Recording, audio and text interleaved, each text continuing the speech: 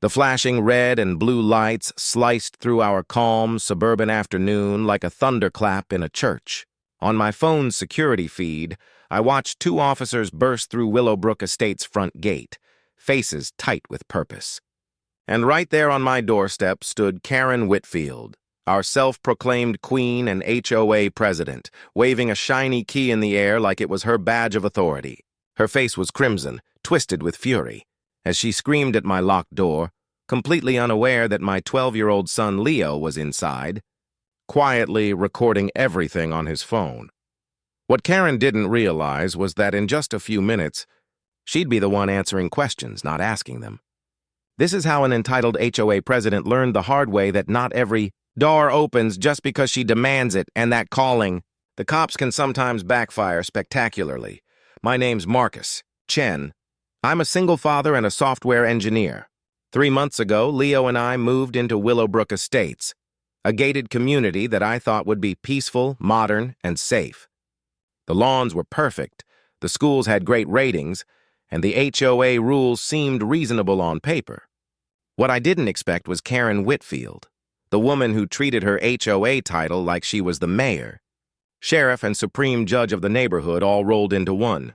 From day one, she made it clear she didn't approve of what she called unsupervised children. The first time she saw Leo walking home alone from the bus stop, she cornered me in the driveway like she was doing me a favor. With that sugary tone that barely hid the insult, she said maybe I should consider after-school care because, according to her, single parents often struggle with proper supervision. I told her politely that Leo was 12, smart, independent, and completely fine being home for a couple of hours after school. Plus, I worked from home and kept an eye on him through our smart security system. That should have been the end of it. But Karen wasn't the type to back down when told no. A week later, she started making up new rules that weren't written anywhere. She claimed the HOA bylaws prohibited children under 16 from being left alone at home. When I asked to see those bylaws, she told me they were being updated and I'd get a copy soon. That copy, of course, never came. Over the next few weeks, Karen's obsession grew. Every afternoon, her silver SUV would appear right as the school bus arrived. She'd slow roll past our driveway, pretending to check mailboxes or street signs, but always keeping her eyes on our front door. Sometimes she even parked across the street, just watching. Leo started asking me why the mean lady was always spying on him. Things came to a head one Tuesday in October. I was in the middle of a crucial video conference with clients in Japan when my phone buzzed with alerts from our smart home system. Someone was trying to unlock our front door again and again, but the key wasn't working. Then came the sound I'll never forget. Karen's shrill voice echoing through the security speakers, ordering Leo to open the door immediately. My blood ran cold as I switched to the live feed.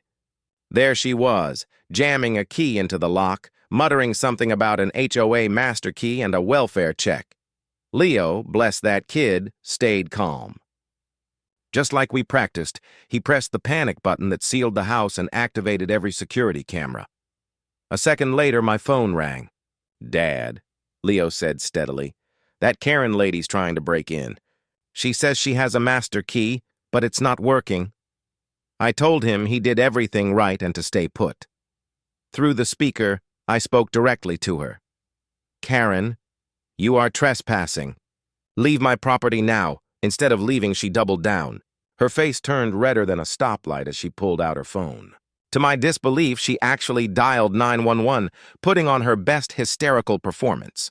She told the dispatcher there was an abandoned child inside, possibly hurt, and she couldn't get in to help. She even claimed she was performing an authorized HOA welfare check, accusing me of neglect. The second she hung up, I called 911 myself, explaining that an unauthorized person was attempting to enter my home while my son was safe inside. The dispatcher assured me that officers were already en route. I shut down my meeting, grabbed my keys, and sped home with my heart hammering. When I pulled into Willowbrook Estates, the flashing lights were already painting the houses red and blue. 2 officers, Martinez and Thompson, stood at my porch while Karen ranted about HOA safety rules and parental irresponsibility. Inside, Leo followed my instructions perfectly. He stayed calm and spoke through the video doorbell, telling the officers he was fine and just doing his homework. By the time I stepped out of my car, Karen was pointing at me dramatically, declaring, "That's him. That's the negligent father who left his child alone." Officer Martinez gave me a look, half amusement, half disbelief. He asked me quietly to explain what happened.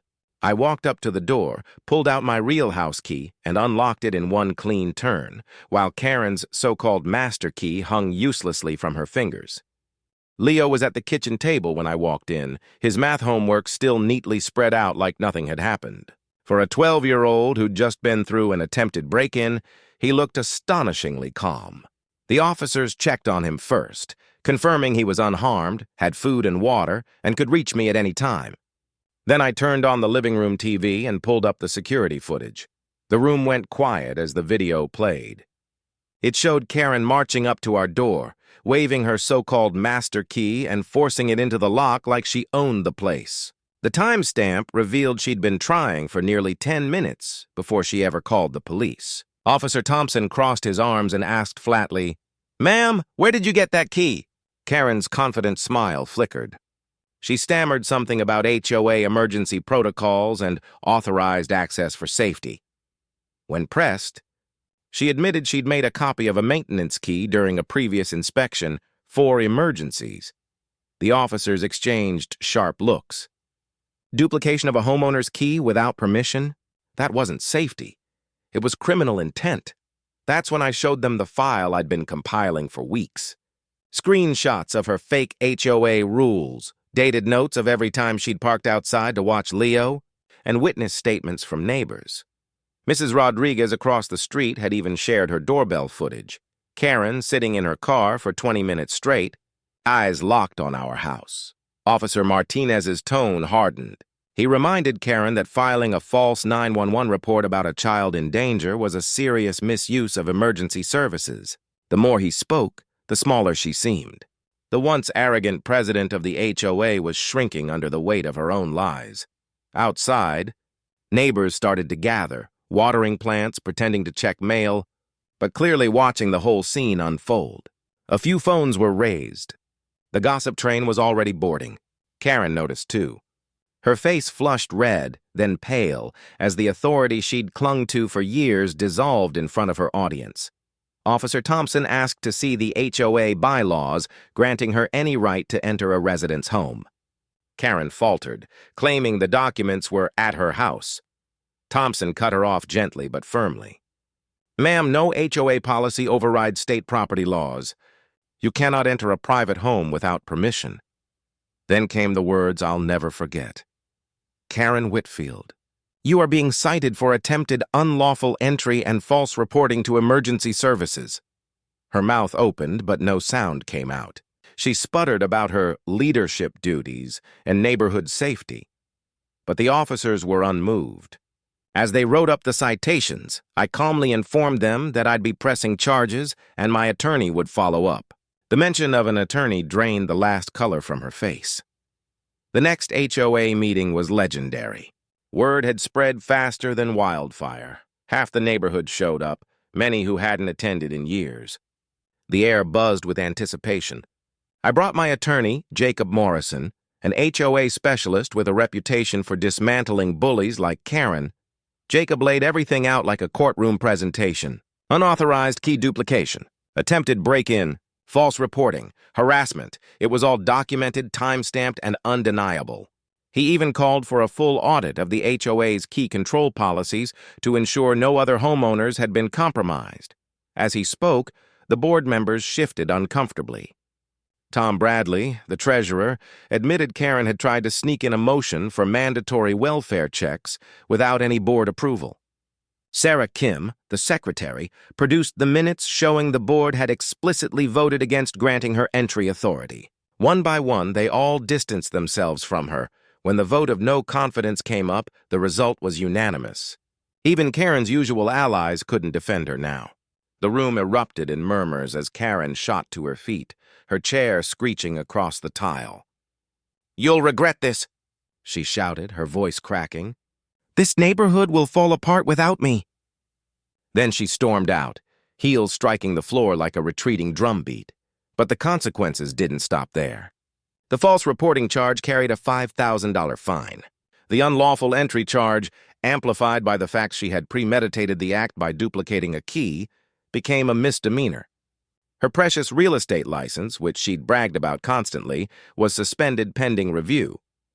When our civil case went to court, the judge didn't mince words.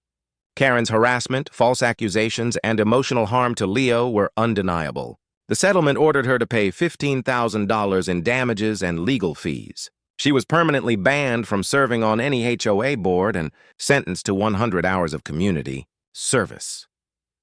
The final blow came with the restraining order. She was forbidden from coming within 100 feet of our home. I'll never forget the expression on her face when the judge read that verdict.